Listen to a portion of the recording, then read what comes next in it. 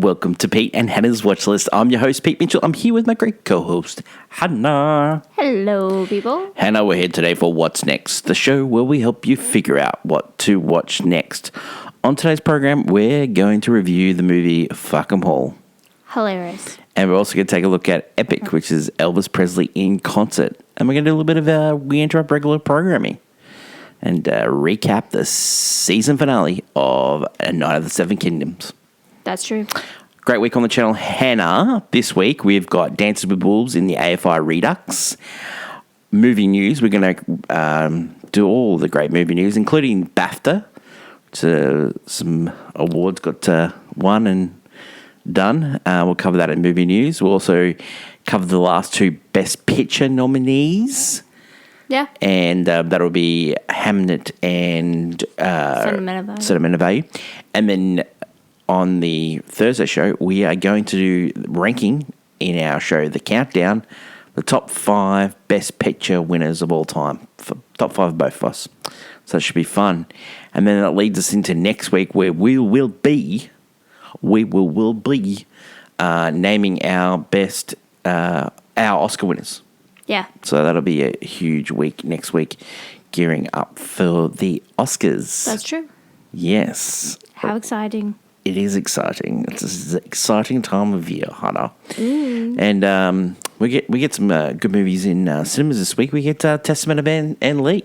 Yeah, which we finally get to see. Yeah. So I think also Pillion, which is Alexander Skarsgård's movie as well. So we get to watch that this week. So there'll be a couple of movies for next week's program as well. Let's get on to this week, and let's get on to what's next. And the first movie we're going to do today is Fuck 'Em All, which is a spoof movie. It's a spoof movie in the lines of Naked Gun and also Airplane and Hot Shots. Love that shit. Love that movie. This time it's set in the world of Downton Abbey. Yeah. It's very much a play on Downton Abbey, yeah. The Carr brothers put this one together, and the elevator pitch: you are the Lord of Fuck 'Em All, and you need to marry off your daughter to a cousin so you can still have control of it, but she decides against it, and it's up to the other daughter, but she has fallen in love with a servant boy. He's a bit of a thief. And, hilarity ensues. Reasons to see this. This has a great cast. Now, I think with these movies, Hen, when it comes to these spoof movies, the ones that work have a great cast. You know, Scary Movie has a great cast. Naked Gun, great cast. Leslie Nielsen, Priscilla Presley, George Kennedy, Ricardo Montalban.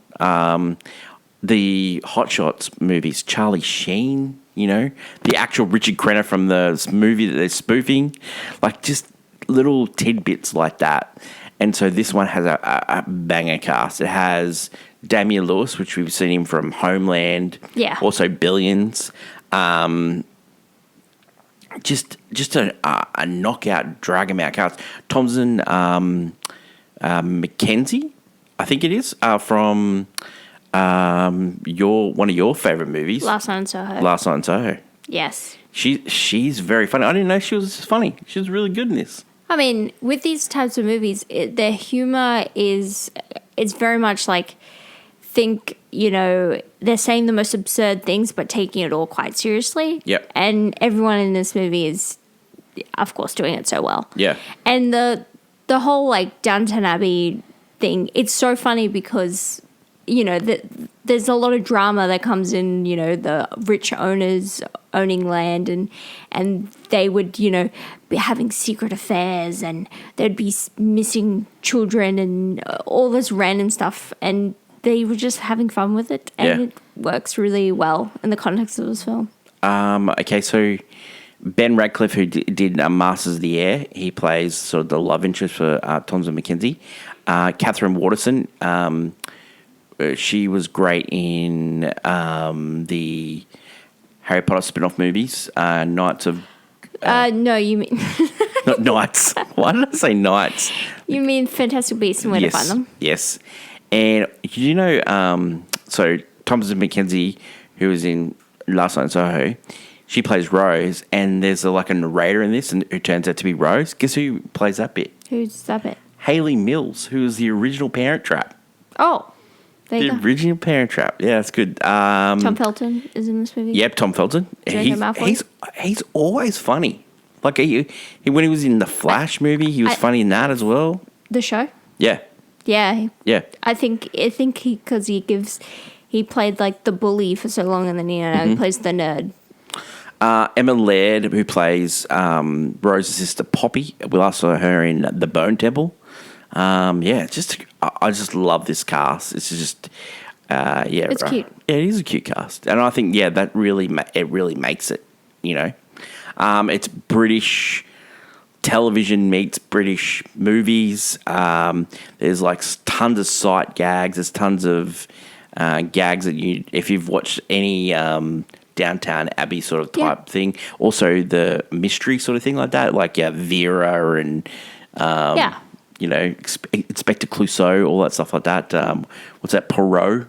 Yeah. Yeah. That all kind that, of, yeah, all that. they've got like a whodunit mystery in this, yeah. I really enjoy this movie. Reasons not to see this? I feel like there's so much cut out of it. Yeah. When watching the film, they spend a lot of time on the love story that you're like, I could spend less time on this. And there are jokes, because there are moments where you'll see characters. Like there's, and I'm like, was there supposed to be more with this character? Was there supposed to be more jokes concerning it? Like they bring in the idea of like, something happens. And so there's all these suspects. And they don't actually even go into. Yeah, there's not much. They don't actually do that. They just focus way too much on the main character of the butler of the thief. Yeah, it was a little bit like. Yeah. I feel like there was more humor, and it was just cut out for time. I will say that I don't need a competent story. I wanted more humor. I will say that normally in these movies, all the best stuff's in the trailer. But I found there was some really good stuff that was in the trailer. Some hidden stuff, but I will say the trailer, unfortunately, like it would have been funny to watch that for the first time. But there are some hidden gags, and I feel like most of these, some of them are a little more were just funny references to, like, they have a whole JR, like the J.R. Tolkien, author. Yeah. The writer, so they have, like, funny gags and bits, but... Yeah, Jimmy Carr plays a priest with, like, a Hitler mustache, and... Very funny. Very funny. He's just, he's very funny in this. Could use more. I just felt like some of the bits just could have used more. It could have used more. There was just moments, like there's a character who, runs away with someone and comes back, and then they're not together anymore. And then it's like, instead of that was really funny. Instead of having a good, like, that was funny, long bit, I knew there was something more there, because you see that character pop up again, and I just was like, there was a bit maybe there. Should the film there was a 28 bit. days later. Okay, would you recommend people to watch this movie? Oh, I will. If you love this type of humor, you're gonna love the spoof. You're gonna love it. You're gonna love Isn't it great? Like, we hadn't had one of these movies for ages, and now we got two back to back. I mean, you had the Naked Gun come back, and it's like, people. Yeah, it is good. There is an audience for it. There is definitely an audience. There is. You have recommending people to watch this. Or are you gonna watch this movie again? I could see myself watching this again. Yeah, it's pretty funny. And I think you'll find more and more gags as you watch it. There was so many, so many sight gags. There is a moment where a map is shown where Thackham Hall, and around it are just like so many funny names. Yeah, it's like set in the 1930s, and it says War Memorial 2 coming soon. It's so ridiculous. It's so ridiculous. And like stuff where there's like a woman hanging up clothes, and she's hanging up a baby on the clothesline. Yeah.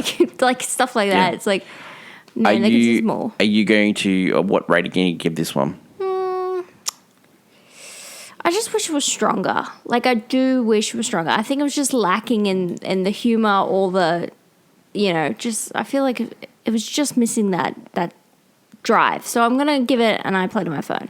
Yeah, I think it's iPlay to my phone too. It's just missing something. Like, I feel like too much on the main story, more gags, something. There was just something stopping it from reaching some sort of potential. Like, if you're going, Aeroplane's like the top of the top, of that list, I don't think it reaches there. But it is, when it comes to these parody spoof movies, it's it is a solid watch. Yeah. But yeah, it's just not as good as it could have been, I think. Yeah. There was just so much more. So much more here. So much more. So much more. So much more. So it has had a release date in the UK and also the US, and finally in Australian cinemas, it's got a wide release.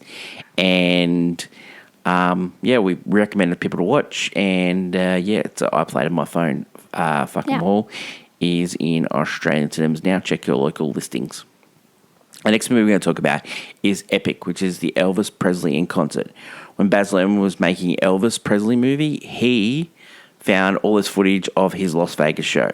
So the elevator pitch, we follow the Las Vegas show and how it's put together, and also the concerts that he does after his Las Vegas residency. We see him rehearse with his band, then his full band, and then the show itself. And that's sort of how it goes with all the songs that is. And then it's interspersed with stories from that you actually saw from the Elvis movie as well. It is basically Elvis without Austin Butler and Tom Hanks. Yeah, which is a negative. It's a quick cuts like Baz Luhrmann does. It is Baz Luhrmann. So the reasons to see is that I love when a director has a deep passion for something, like James Cameron did for the Titanic. He loved the Titanic so much. Like he found, he wanted to go down there and explore. He believed in that so much that Baz Luhrmann does that for Elvis, like finding all this lost footage and bringing it to the people, the fans of Elvis. Amazing. Great. Yeah. This is not a movie or a film. This is a series of montages that Baz Luhrmann really likes making music videos, and he just did that for almost 2 hours or something. 97 minutes, I think. Yeah, he does it, and it's like a cacophony of music, 96 minutes to be music exact. And visuals just blaring into you. Yep. It is just not sensical for the most part. Yeah. And even with the whole, because it's just clips and footage, you don't have, it's all succinct. It's, we don't have it all. Well, it goes from, it'll be clips of skinny Elvis to, more slightly losing it Elvis. Sometimes it's Vegas visiting, sometimes it's when he was on, tour around US, and so... and then press conferences. Yeah, filled in... Instead of this being maybe a more serious thing, they could have actually had an actual documentary style. Yeah. Because they can't really do full concert. If you do a documentary style with people who actually had the experiences there and all that stuff, it would have been an actual, interesting piece of work. But it's just a mood piece of Elvis. And I can't see anyone who isn't a huge fan of Elvis sitting down and watching this movie and enjoying it, because it's not enjoyable. It's not. It is just... It's not just when you start getting into the concert, it takes you away from it. It takes you away from it. Yeah. And then you don't get full versions of songs. You get half, and then you get weird recordings. And the way Elvis is in, I think it's in his Las Vegas one, he's really just so loose. He's just... Well, he's doing 3 shows. Yeah. Sometimes a day. And you could just tell he's heavily drugged, and his eyes are just not there. It's just glazed over. Oh. And then in the blue, when he's in the blue suit and he's doing the tour, he looks like he's dead in the eyes. He really looks like he's struggling. Well, yeah. And he was, because he did, in 10 years, he did 1,100 concerts. I will say that when watching this, it makes you go, I kind of want to watch Elvis. And I don't know if that's a good thing or a bad thing. Yeah. There's a bit where they ask him, he goes, because we do 2-3 shows a day for 5 weeks straight, and he wants to give them a unique concert every time. So he's sort of playing with the songs all the time. And then he says, in one bit, he says, I've got 500 songs I can choose from. And so we whittle it down to 40, and then we muck around with those 40, and one show to the next, it's not the same. And so you can definitely tell that he's trying to give the audience something unique, but sometimes it's nonsensical. Like, But it's also, you could have seen it's working himself to the bone. Yeah. Instead of doing like a set show. he's like delirious. Like he's like doing skits on stage with his backup singers, and there's one bit where he gets everything to close really closely, and then he goes close to them, and then they pull back because they didn't know what he was doing, and then he goes, "Oh, you don't want to be there," and then he goes away. Then they slowly come back, and then he turns around and scares the hell out of them.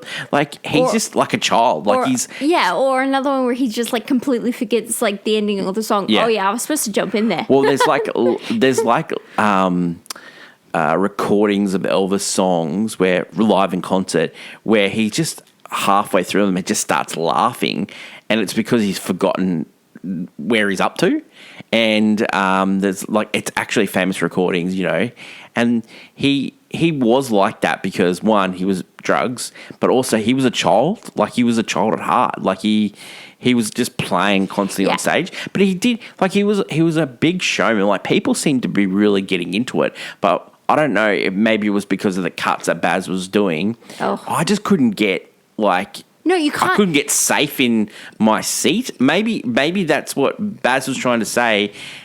When you went to an Elvis show, you couldn't get safe because he was always up to something. Yeah, like, because Elvis is constantly moving. That's his whole thing. Like, Yeah. on stage when he's performing, he can't, stand still. He moves his body and everything. What about the things where he waits through the crowd and he just full on tongues people? Yeah, He's Max. just tonguing everyone, and then someone goes, "Oh, come back through the crowd." And he goes, "Not on your life. I'm not doing that again." When their underwear is on stage and he starts wearing them. Yeah. Anyway, like... Anyway. He was a strange cat, and he was definitely one of the most popular icons in history. Just the adoration that people had in their eyes. That's where I would have loved to seen, like, actual, like, interviews with people who were there. This is only stock footage. So that's what I'm saying. Found footage. I would have preferred like Maybe an actual solid documentary rather than this it would nonsensical would have been great concert. if you would have found people. If you would have found people that were actually at those concerts. That's what I meant. Yeah, I want that. I want to know because you get to see some of this weird footage, and it was very similar to what he showed in the movie, Elvis, of like people in hysterics watching this guy and falling in love with him. And it's very similar to nowadays, like people are like that in concerts. And so, but back then it was a bit like kind of like, wow, like the first time. I've seen it live with you. Okay. And then next year when BTS comes to Australia, you're going to be doing it. I just know it. Sure. Hannah, would you recommend people to watch Epic Elvis Presley in concert? No. And are you going to watch this movie again? No. But are you going to watch Elvis again? The movie? Yeah. I love watching Austin Butler as Elvis. Yeah, he was good. Oh. Rating for this one? It's nonsensical. This is terrible. I fell asleep. You know, looking back, it just goes to show maybe Austin Butler should have won for Elvis. He should have. He was so incredible. Amazing. Not only is he so incredible, this should have came out maybe a year or two ago. Like, because Elvis and Priscilla came out not long after. Like, Priscilla came not long after. There was just an Elvis craze, and this kind of missed the boat. Like, we're past the Elvis craze. This year, there's the MJ phase, and we're going to have the Beatles not long. So I feel like Elvis has unfortunately left the building, and it wasn't his time. It wasn't his time this year. Baz should have picked a different year. Yeah. Back when he was popular. Yep. Not that he's never out of style, but it's just not. It wasn't the day. It wasn't the time, my guy. Yeah. But no, this is nonsensical. It's awful. He wasn't gonna win. You're trying to remember who won that year? No, I was. That was Brendan Fraser. Yeah, I know. Well. Yeah, he should. And now people argue if Brendan Fraser should have won. He shouldn't have. It should have been Austin Butler. Yeah, but again, actually, you know what? That was maybe it should have been Colin Farrell. See, everyone questions it if it's Colin Farrell. Definitely. I can tell you definitely not Paul Mescal that year. Rightio. let's go to We Interrupt Regular Programming for some Game of Thrones chat. It's Night of the Seven Kingdoms. It is the novella that we talked about it last week on Movie News, and we love this show. Like, we didn't watch the first 4 episodes. We binged them all, and then the last couple we watched live, and it's been a fantastic little short, sweet journey, and gearing us up for House of the Dragon. I know, which got a release date and a trailer. Yeah. What did you think of the last episode? It was a great setup episode. Yeah. So sweet. It was always going to be a setup episode because they want to do, again, a series and more. Another thing is just the way the last episode was, which was an incredible feat that has IMDb pages divided. It's so funny. Yeah, it's how people... the Breaking Bad versus Game of Thrones debate. Yeah. It's really funny. Like, this episode was a delightful watch of just, like, I cannot wait for more. And this whole series was just, like... Isn't it good that you get a show... The best of... Isn't it good when you get a show that you actually want to watch? I know. And you want to watch the next season? Not only you want to watch, because of its IP, it's going to have another season. Yep. It's not a show you're worried about, oh, am I going to get another season? No, it's Game of Thrones. Yeah. It's still most talked about. Like, everyone's still on this. So we pick up after the brutal trial of 7, and this episode's called The Morrow, and a lot of everyone is trying to get Duncan sort of on their side. All these offers are coming in, but he gets an offer to be the knight for an Egg to be squire from Egg's father at Summerhall. So basically living in luxury, not so much on the road again, kind of thing. And then there's a flashback to Dunk and Sir Arlen, and Dunk asks Sir Arlen why didn't he knight him, and everyone has a theory that he didn't get actually knighted. It's just a ruse, and he says, don't forget, knights always finish the story. And then he sees the brother, and he says, you should be Egg's knight. Well, the thing they've built on this show, especially in the last episode and this one, is Dunk definitely feels responsible for everything that's happened. Yep. And for people in his life, have met their end, unfortunately, and he believes he is at fault. Yeah. And so he doesn't want Egg to, be in that kind of orbit. But when he's talking to his brother, like, he knows how bad little Egg's older brother is. Like, he's a bad guy. He's a bad dude. Well, in this episode... And so if he leaves him, he's leaving his Egg with that guy. Well, does he turn out like him too? Yeah, because, like, Egg goes into his brother's room with a knife ready to kill him. And he gets stopped by his father, and his father's worried about him.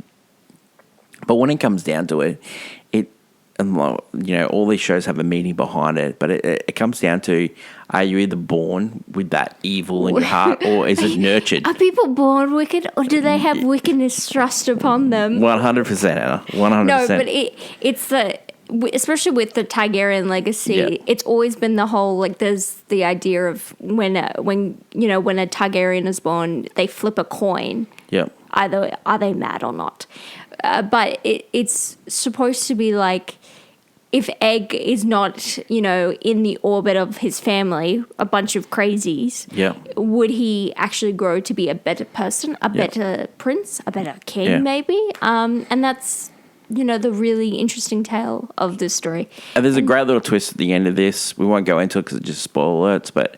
it's a cute little end to this little episode. It's just so sweet. And you just can't wait. They're filming the second season currently now, And The Night of the Seven Kingdoms is currently streaming on HBO Max, and it's definitely a recommend from us, and it's a definitely bagger of a show. It's like the perfect. It's so small and Yeah, sweet. there's like 30-minute episodes, And it is just so good. You would say it's the best of Game of Thrones, just right here. Like The best elements of it, like it's the only thing, if you, it the really only thing's missing. Is just dragons. Hannah loves the dragons. I love dragons, which is Hannah loves why dragons. I'm really excited for the next season. Well, I'll tell you what I'm House of excited for. What? I'm excited for Dance with Wolves. That's tomorrow on Pete and Hannah's watch list. I'll be really looking forward to seeing what Hannah thinks. Reaction. Yeah, I'm really looking forward to it. We should have a white savior scale, like how on a 1 to 10. This is high. This is high? Sure. Ooh, okay. That is my lovely co-host, Hannah. Long live cinema, and until we meet again, it's bye for now. Bye.